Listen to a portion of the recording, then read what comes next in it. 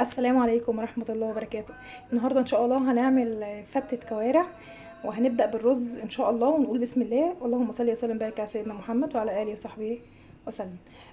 هنبدأ بالرز، وهنعمل حلة رز كده جميلة بس في الفرن النهاردة بشكل مختلف.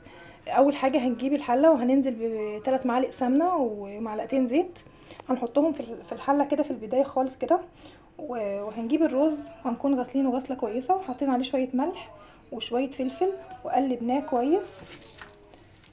وبعد كده هننزل بالرز ده في الحلة. الحلة عندي هنا بتاخد كيلو رز، واحنا اتفقنا ان اي حاجة هنحط فيها الرز بيبقى واصل لنصها. يعني هنا الرز بصوا غسلته، وبعد ما غسلته حطيته في الحلة بقى نص الحلة بالظبط، ده المعيار الصح. وبعد كده هنبدأ نضيف اللبن هنا غليناه، وبعد ما غليناه زودنا عليه شوية مية ورجعنا غليناه تاني عشان يطلع لنا بالوش الجميل ده. وبعد كده بنضيف اللبن للرز بالتدريج كده لحد ما ياخد المعيار اللي احنا شايفين ان هو معيار مناسب للرز. بسم الله بسم الله. احنا كده غطينا الرز باللبن، هنزود شوية لبن كمان كده. خلاص يا دوب هناخد شوية لبن كمان كده كزيادة، وندخل الحلة الفرن، وهنولع الشواية بتاعت الفرن من فوق الاول عشان يدينا الوش الجميل. وبعد كده نطفي ونولع النار من تحت، نار الفرن من تحت، ونسيبها لحد ما الرز يتشرب كل اللبن، ونوطي عليه ونغطي الحلة ونشوف ان شاء الله مع بعض النتيجة. كده احنا دخلنا الرز اهوت الفرن وولعنا الشواية من فوق لحد ما يدينا الوش المعمر الجميل اللي احنا عايزينه. وهنا بالنسبه للكوارع، احنا جبنا الكوارع وغسلناها غسله كويسه قوي بالميه والملح والليمون، ونقعناها في الميه والملح والليمون ساعه ساعتين. وبعد كده شطفناها شطفه كويسه قوي، وغلينا الميه ونزلنا بالكوارع. وبعد كده نزلنا بشويه الملح وشويه الفلفل والبصلايه صغيره وطماطمايه بشرناها، والورق اللورا والحبهان والمستكه، وعملنا احلى شوربه. ولو عايزه كمان تضيفي من عندك جزرايه مفيش مشكله. عملنا كده الكوارع اهي زي ما انتوا شايفين ما شاء الله. خلاص كده ايه مش باقي غير ان احنا نحطها في الطاجن ونعملها بشكل اجمل، وهنشوف ان شاء الله واحده واحده. هنبدا نطلع الكوارع كده ونصفيها من الشوربه، نحطها في القارب.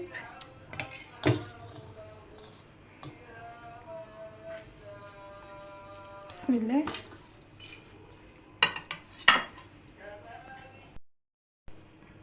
بصوا كده خلاص حطينا الكوارع في القارب، وبصوا زي ما شاء الله هي يعني ايه مستويه ازاي. بصوا انا سلقتها لحد ما استوت خالص، وطيت عليها النار كمان لحد ما استوت معايا. هي بس سخنه مش عارفه امسكها. المهم تتاكدوا ان هي استوت قوي معاكم وبقت جميله كده ما شاء الله اهي. وبعد كده هنحطها في القارب. احنا كده طلعنا الرز اهو، لقينا ما شاء الله الوش اهو اتحمر معانا. هنطفي بقى الشوايه من فوق ونولع النار من تحت ونوطي عليه ونسيبه يستوي على مهله. بس اهم حاجه ان احنا بقى نغطي الوش علشان ما ينشفش معانا لما يستوي ويزيد ان شاء الله كده في الحله. فلازم نغطيه سواء كان صينيه او حله لازم تتغطى.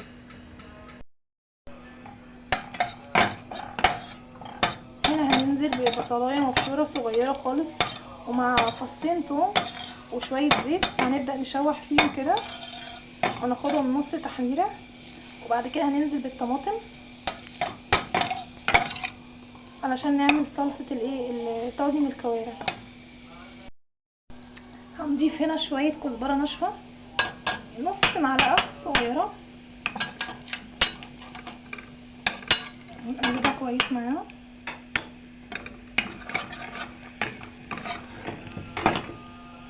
ناخدها تقليبه كده واحده.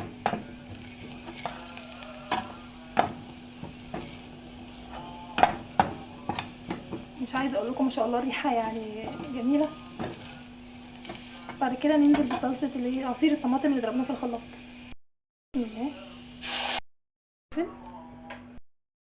شويه ملح صغيره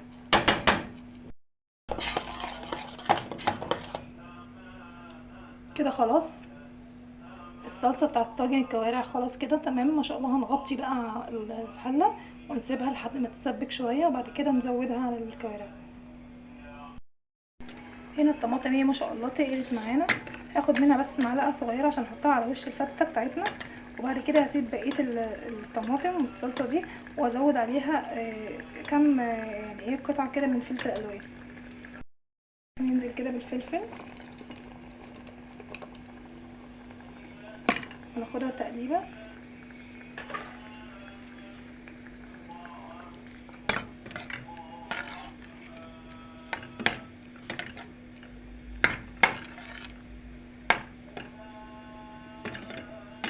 غلوه واحده وهنبدا بقى نحطها على الكوارع. خلاص الطماطم غلت معانا اهي.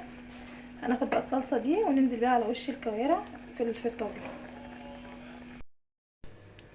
الخلطه دي يعني ما شاء الله عايزه اقول لكم طعم وريحه، وبتخلي الكوارع يعني بتدينا طعم تاني خالص غير الكوارع اللي احنا كنا متعودين عليها ان احنا بنحمرها في الزيت او في السمنه وكده. لا دي جميله كده ما شاء الله. بس ما شاء الله حطينا الطماطم اهي، الصلصه اللي احنا عملناها حطيناها على الوش.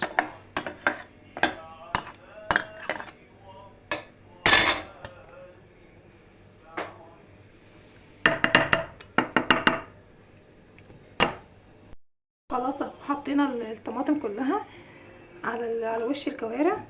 مش محتاجه معانا غير بس شويه فلفل هنرشهم على الوش بالشكل ده.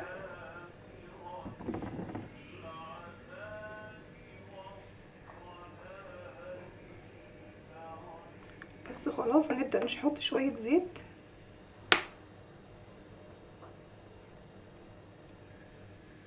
مش هنكتر يعني، هو شوية زيت صغيرة.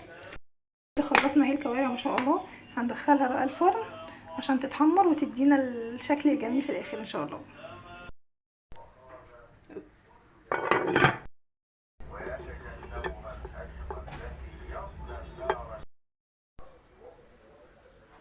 الكوارع اهي ما شاء الله طلعت من الفرن، شايفينها ما شاء الله متحمره اهي. مش عارفه الاضاءه ايه بالنسبه لكم، بس جميله اهي ما شاء الله اتحمرت. ولعت الشوايه بس من فوق عليها اهي. بصوا ما شاء الله ولعنا الشوايه وخدت اللون الجميل اللي انتوا شايفينه الذهبي ده. بس وبألف هنا وشفا جربوها.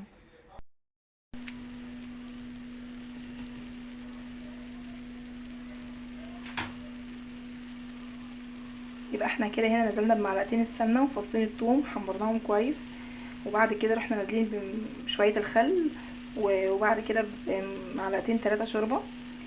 بعد ما تغلي معانا نحط شويه الصلصه اللي كنا شايلينهم وهنقلبهم مع بعض ونسيبها تاخد غلوه واحده، وبعد كده هننزل بيها ان شاء الله على وش الفته.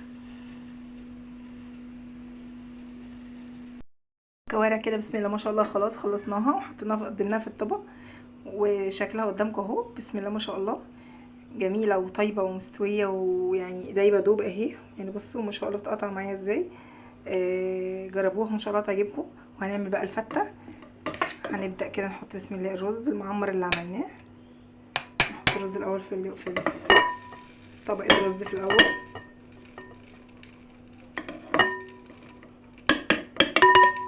وبعدين طبقه عيش من اللي احنا حمرناه. خدنا معلقه سمنه كده جميله،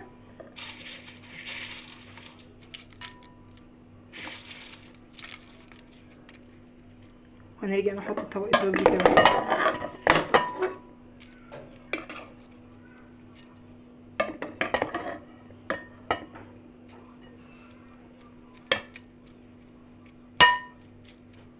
ونرجع نحط طبقه عيش كمان، يعني كل طبقه رز بعدين طبقه عيش. بس العيش ما شاء الله مقرمش ازاي جميل عشان احنا خدناه تحميره كويسه قوي. نرجع نحط طبقه رز كمان الرز ما شاء الله جميل ازاي، ووشه جميل قوي ازاي.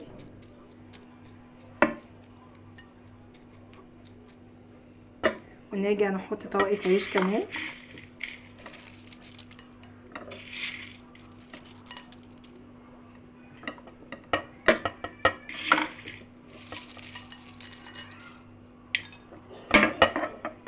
وفي الاخر نغطيه بالرز.